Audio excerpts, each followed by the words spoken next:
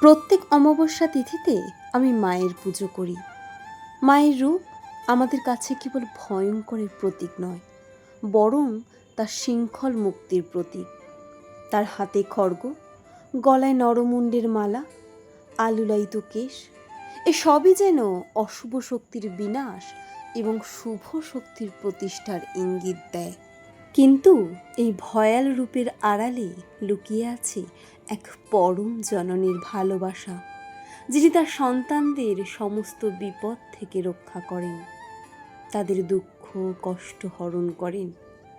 জীবনে চলার পথে যখনই হোঁচট খায়, চারপাশটা অন্ধকার গ্রাস করে, তখনই মায়ের এই রূপটা আমার মনে সাহস যোগায়।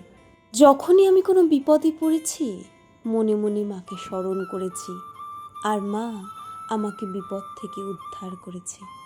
তাই প্রতি মাসের মতো এ মাসেও যাচ্ছি মায়ের পুজো দিতে। অত্যন্ত নিষ্ঠার সাথে আমি মায়ের পুজো করি।